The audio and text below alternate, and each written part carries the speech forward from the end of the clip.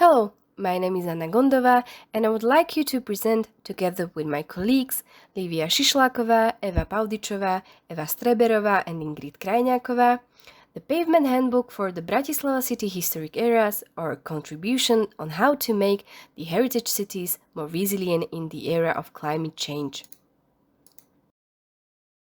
The impacts of climate change are already affecting our everyday life and threatening the state of cultural heritage, both tangible and intangible. Cities will face frequent extreme events in future, and the risk to cultural heritage and historic urban centers from climate changes will also increase. I will cite the economist Edward Glaser. Megalopolises are the best invention in the history of humankind and our future greatest hope. These words reflect in broader sense current needs of urban development. Therefore, some of the relevant questions to ask are: how to create a human-friendly city environment? How could we make the historic urban areas more sustainable? How could we get all the affected parties to participate in terms of improvement of life in our historic towns? ARC is a European-funded research project that aims to better preserve areas of cultural heritage from hazards and risks. The ARC team, with the cities of Bratislava, Camerino, Hamburg, and Valencia, will co-create tools that will help cities save cultural heritage from the effects of climate change. ARC will develop a disaster risk management framework for assessing and improving the resilience of historic areas to climate change and natural hazards. Tools and methodologies will be designed for local authorities and practitioners, the urban population, and national and international expert communities. The project will present various models, methods, tools, and datasets to support decision-making. ARC's expert interdisciplinary team includes 4 European municipalities, research scientists, city network ICLE, and standardization organization DIN. In order to achieve the project's objectives and ensure applicability, acceptance, and replicability of results, researchers, city practitioners, local policymakers, community members, and other stakeholders will collaborate closely according to a co-creation framework and through the establishment of local partnerships. Bratislava is the capital city of Slovakia. The city is administratively divided into 5 districts, and for self-government purposes it is further divided into 17 city boroughs, each of which is governed by an elected local government and an elected mayor. Bratislava city is governed by the city parliament, and the elected mayor is currently a former architect, Matúš Val. Bratislava is also referred to as the beauty on the Danube, and the river has long been to its utmost importance. The Old Town City Borough is Bratislava city core. It is also the most visited part by the tourists. The Old Town becomes increasingly crowded during the day as people commute to work or universities, and visitors arrive either by buses or by ship cruises. On the basis of Act No. 49, 2002, on the protection of monuments, the Monument Board of Slovak Republic maintains a general list of national and cultural monuments, which includes movable and immovable monuments and protected areas, conservation reserve or zone. The main strategic document that defines means of protection, preservation and regeneration of conservation areas is Principles of Protection. This applies also on the protected areas of the city of Bratislava. In the Old Town Borough are located 2 of them, Conservation Reserve and Conservation Zone. Both represent the preserved historic urban structure of Bratislava city with most significant representatives of tangible heritage, such as immovable national cultural monuments. Conservation Reserve consists of 3 different urban structures. First, medieval town core surrounded by remains of fortification walls that is known for St.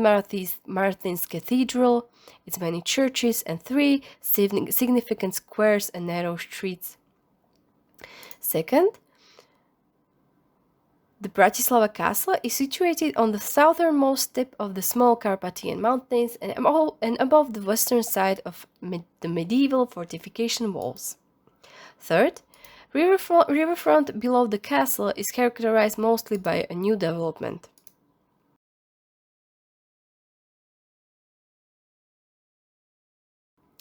The conservation zone is further divided into three sectors, based on the character of built-up area, architecture, terrain, and landscape. The eastern part is characterized by compact city blocks of historic residential houses, modernistic single houses, parks, and former industrial areas transformed into residential and office buildings. The western part of conservation zone differs from the other parts of Old Town Borough with its situation on the small Carpathian mountain foothills and mainly provides residential housing, so-called villa houses. Last sector represents industrial area and the surroundings of the main railway station. These heritage areas are exposed to a certain climate-related and other hazards. Due to the high concentration of impermeable surfaces, high population density, as well as the concentration of cultural heritage sites, the old town is especially vulnerable to climate change impacts such as pluvial flooding and heat waves. The high share of impermeable surfaces become quickly warmed up and it gets very uncomfortable for pedestrians during the summer heat waves. In the second half of the 20th century, the park-like main square was paved according to its medieval origin. In 2017, the city decided to plant mature trees on this square and the adjacent Franciscan Square to help ease the impact of summer heat on the pedestrian zone, as can be seen on the picture. Paved roads and sidewalks, high building density, as well as topographical relief increase the risk of pluvial flooding in the historical city center. The old town is located at the foothills of Male Carpathy Mountains, which are densely built up with villa houses. During heavy rainfall, the rainwater comes rushing down into the lower parts of the historical center. Underground historic buildings and monuments are at risk from pluvial flooding as a result of intensive rainfall periods, especially during summer months, and augmented by aspects such as building density, surface permeability, and terrain. As can be seen on the pictures, in the past, the renovation and repair works of paving were in fact realized by layering impermeable materials such as concrete. This approach occurs especially during the heavy rains and worsens the impacts of pluvial flooding. Therefore, the sectional structures of paving shall be rethinked. Archaeological monuments in situ, located mostly underground, are particularly vulnerable to changes related to surface permeability, intense precipitation, and rising groundwater levels. In terms of principles of co-creation within the Bratislava case study tasks, we closely cooperate with our research partners from Faculty of Natural Sciences of Comenius Universities and Bratislava City Municipality Department of the Chief Architect. Last but not least, research and further implementation of its result is conducted by building the local partnerships with other important stakeholders, like experts, decision makers, owners, etc.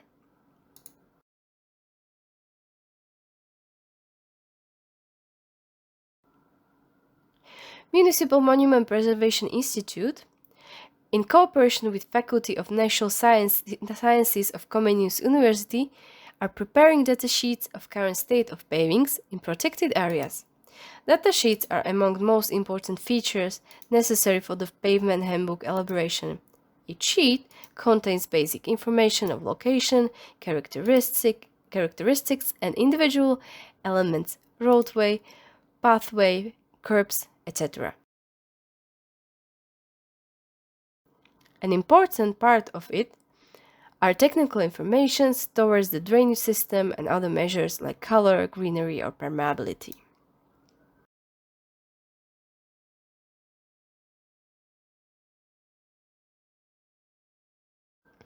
According to methodological documents such as Principles of Protection, the pavings are features of the street interior and as such are carriers of its own heritage values. Therefore, some rules for new pavings are defined. The surface of roads and public spaces is required to be based on the typical components, historical patterns and materials, while preferring traditional paving materials, shapes, sizes, and ways of tiles laying. New accessories are to be designed as metal shaped on the basis of historical analogies without the use of unsuitable prefabricated or standardized elements and foreign materials. The map of Bratislava from 1905 shows the former state of the paved areas. At the beginning of the 20th century, the historic core and the main axis were covered by three types of paving: ceramite, which is like yellow-like ceramic tiles, asphalt, and granite cubes. But it's interesting to note that the map also shows the old paving and the paving supposed to be paved later. Currently, Municipal Monuments Preservation Institute is progressing with archival and historical research to verify the state showed on the map. Also, to add various forms of such paving maps or any relevant archive-based data from the following eras.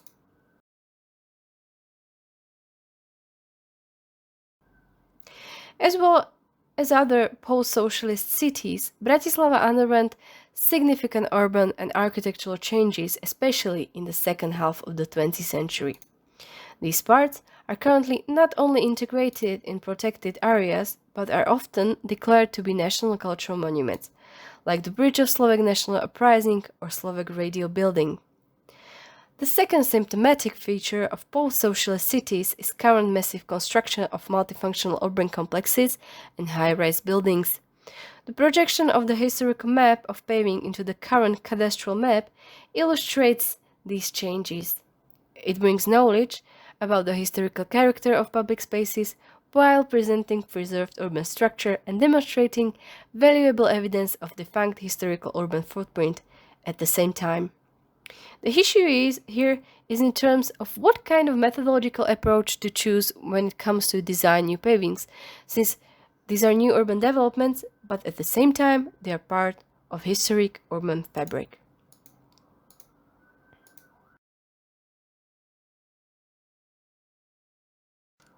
The area below the castle, Podhradie, and the Danube embankment is undergoing a significant urbanistic and architectural transformation which began in the late 1960s.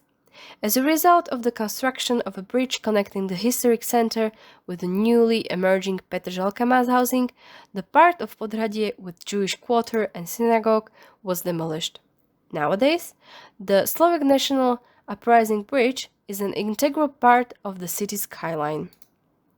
Another significant entry into the historical image of the city is the newly emerging construction of multifunctional ensembles, Cukermandal and Vidrica, on the demolished areas of the original urban structure.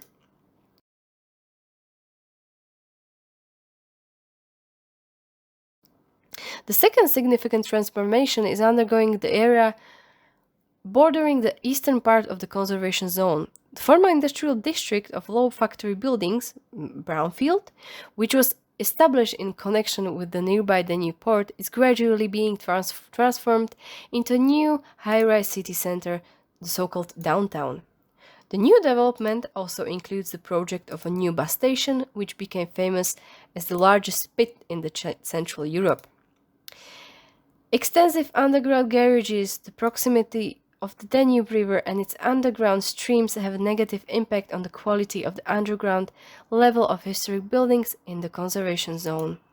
Heavy torrential rains that happen more and more often are intensifying this issue.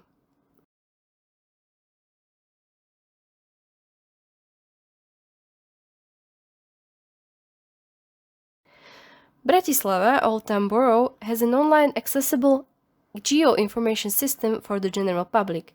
Among the accessible layers is also a historical analysis of the streets of the Old Town, which, through the history of single buildings or popular figures, brings the atmosphere of the history of Bratislava urban development into a popular form. One of the objectives is to create new geographical informative layer that would be synchronized with the current layers of the Bratislava GIS system. As such, it would provide support not only for conservationists, decision makers, investors, owners, but also general public. So firstly, we proceeded to conduct analysis of current state of paved streets, local and state legislative and archival research.